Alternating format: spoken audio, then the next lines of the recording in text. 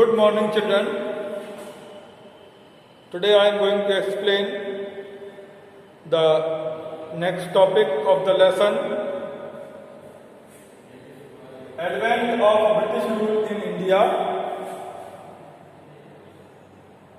The next topic is wars with Indian rulers. Children, wars with Indian rulers. Till now, we studied about the wars between British and French companies to acquire monopoly in the Indian territories. Here, we explain about the wars of Indian rulers with companies. First of all, we study about Bengal. What happened in Bengal? East India Company came to Bengal in 1660 and it was granted monopoly right of trading in India, in Bengal, with Mughal emperors.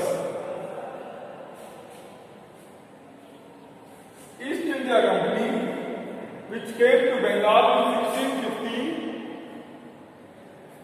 got monopoly right from Mughal Empire for Mughal emperors. First of all, Jahangir granted the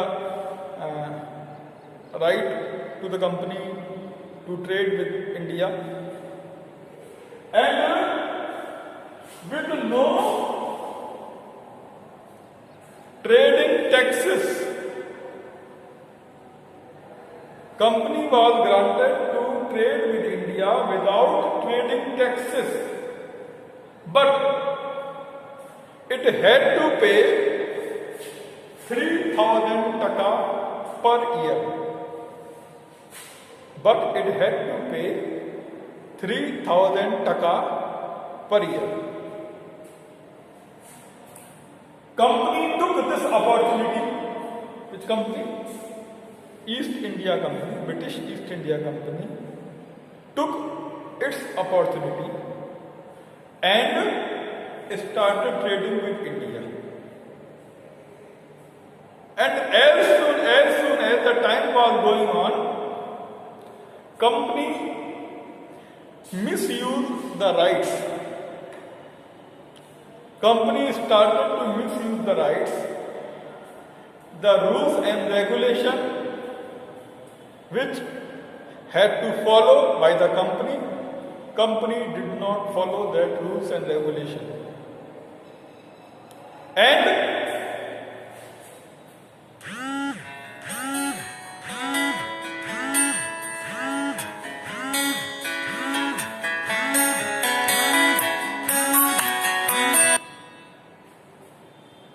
company did not follow the rules and regulation of trading.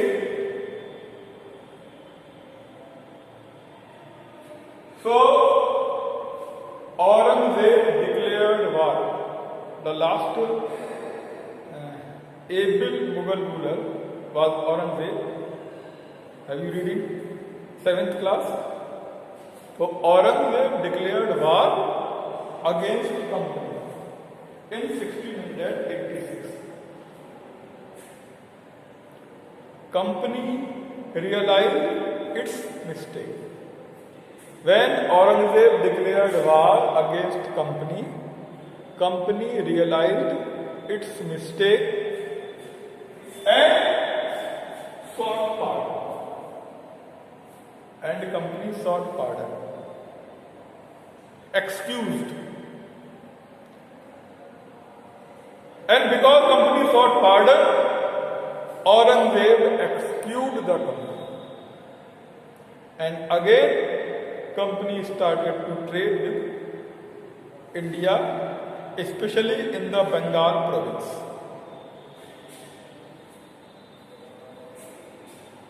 At that time, ruler of Bengal was Ali Mardana.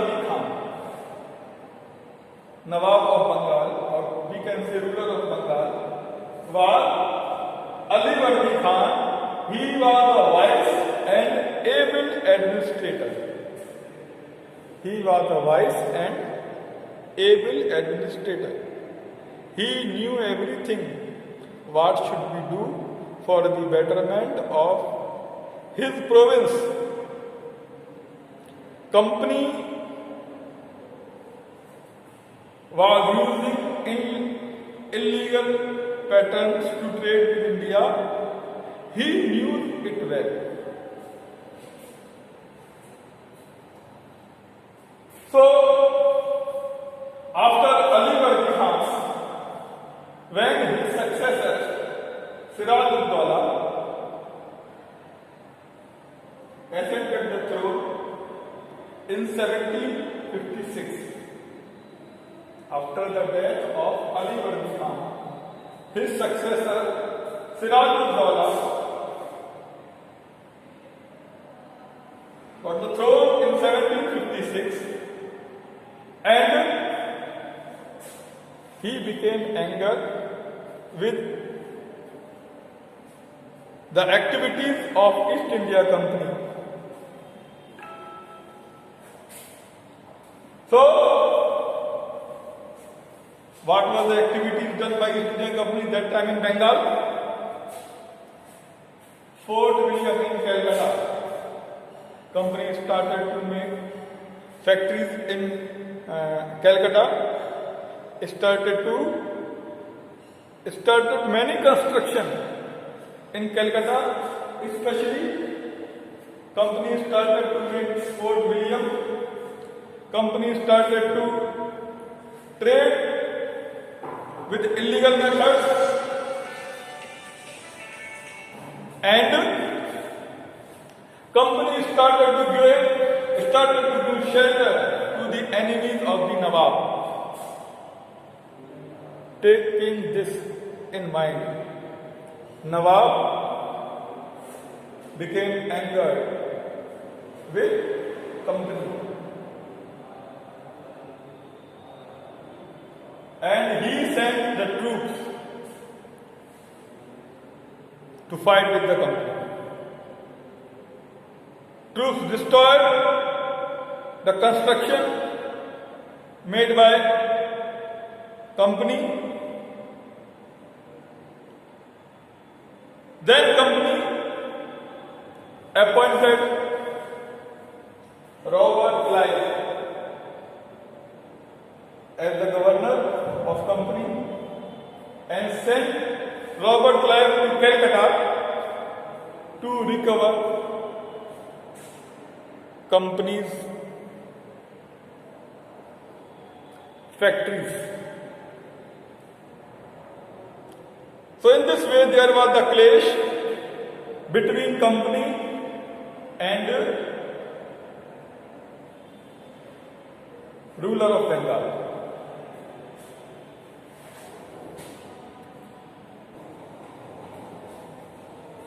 So children, next topic is Battle of Plassey in 1757. It was a very important battle which was fought in the village Plassey in the province of Bengal. As I have told you in the last topic, that company started to make fort in Calcutta and conspire against the company. Siraj-ud-Dawla, who was the intelligent ruler of Bengal, sent troops to companies and captured all the things. After that,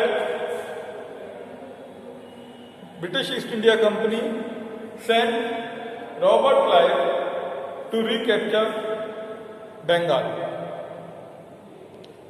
Robert Clive, he was a very intelligent and very clever person. He made the conspiracy. Which type of conspiracy? Siraj-ud-Dawla chose 3 members. They were corrupt members of Sirajuddaullah's court. Mir Jafar was the commander, military administrator. Jagat Seth, he was the banker, and Amichand, he was the treasurer. These three persons were very corrupt, and Robert Clive conspired with them and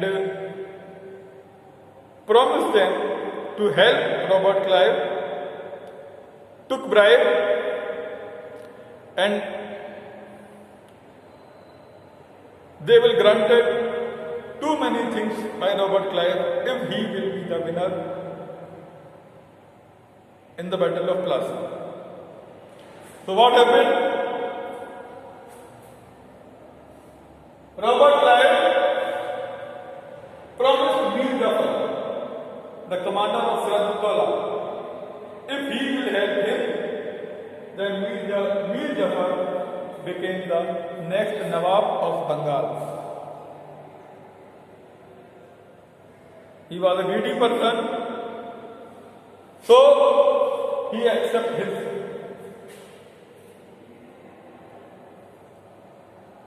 promise. Jagat Seth and Amichand, they were also with Robert Clive, and then Robert Clive sent army in 23rd June 1757 to fight with Nawab Sirajuddaulah. The army was not very large, but the able army. Because Mir Jafar, Jagat Seth and Amichand, they did not did their work properly. They were in the side of Robert Clive. Sirajuddaulah was fought by Robert Clive and he was killed.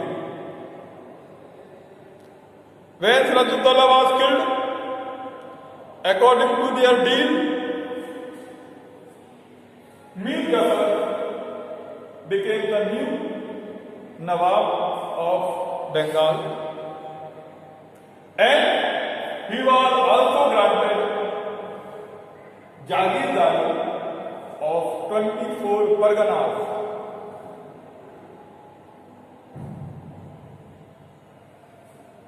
And in this way, the obstacle in the path of the British Empire,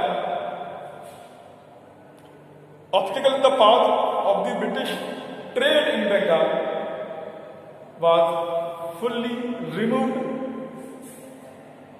Robert Clive also blamed Sirajuddaulah that Sirajuddaulah was continuing the conspiracy with the French. French, who were the main enemies of the East India Company, British East India Company. So he declared war, and he became the winner, and in this way, Mir Jafar became the new Nawab of Bengal. And what is the importance of this battle? British rule in India began. After this, British rule in India began, so it is the importance of this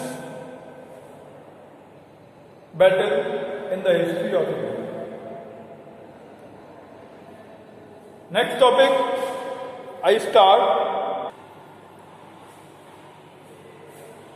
Battle of Buxar, 1417-64. Ruler of Bengal was Mir Qasim. He shifted his capital from Murshidabad to Munger. Why did he shift his capital from Murshidabad to Munger? Because he wanted a gap from the British East India Company. British East India Company, did many interference in the work of Mir Qasim. So he shifted his capital from Murshidabad to Munger.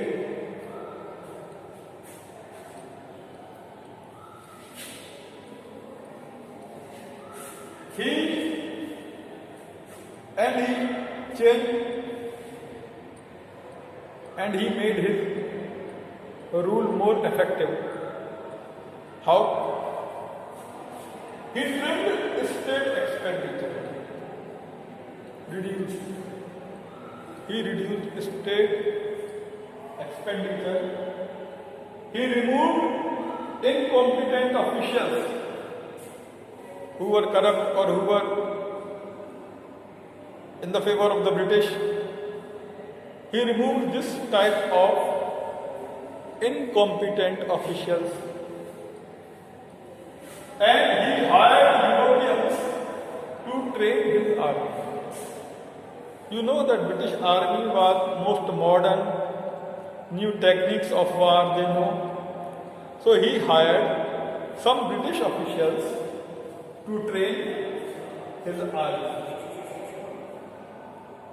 And he also introduced some administrative reforms. He also introduced some administrative reforms. So what happened? He was in the conflict with British because he was not following the directions of the British. So soon he was in the conflict of British because of legal restrictions in the trade. He imposed legal restrictions in the trade with British. So he was in the conflict of British. And in Buxar, there was a fight between British and the force of Mir Qasim. There was a fight between British and the force of Mir Qasim. So, when Mir Qasim was defeated, then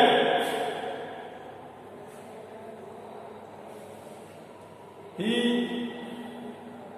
joined the hands of other rulers.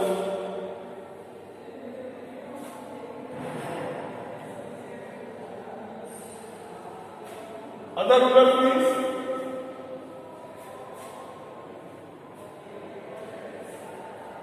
Shuja'ud-Dawla, the Nawab of Awadh, and Mughal Emperor Shah Alam II. He joined the hands with them and their combined force.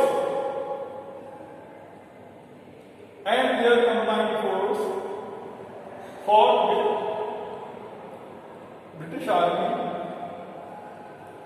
And what happened now? Mir Qasim died. Shah Alam, the Nawab of Awadh, surrendered himself, and there was a treaty of Allahabad in which British got too much benefits. So what was the result of this fight, this battle? British got the right to collect land revenue from Bengal, Bihar and Orissa. British got the right to collect land revenue from Bengal, Bihar and Orissa, and Robert Clive was granted by the company. He became the governor and he became the commander-in-chief of English Army.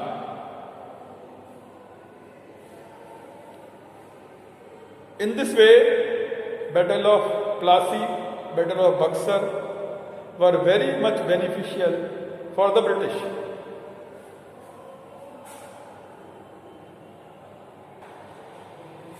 So children, as you know that the Battle of Plassey, Battle of Buxar and other battles with Indian rulers were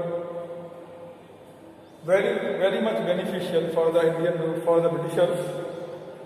So Britishers started a system of dual system of government.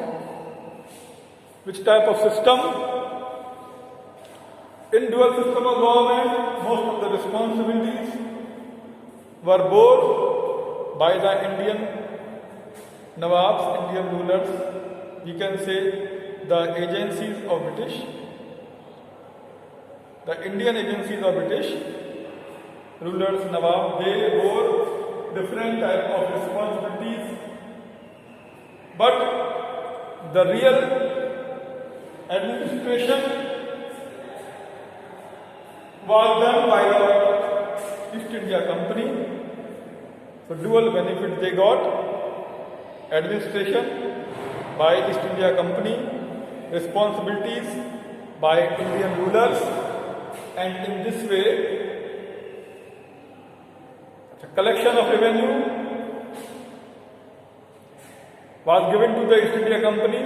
So most of the rights, most of the enjoyment was done by East India Company from the Indian territories, and Indian agencies, Indian Nawabs or rulers became the puppet of British, and most of the responsibilities were borne by them. So children, in this way this chapter is over. Next time I will explain the new chapter. Thank you.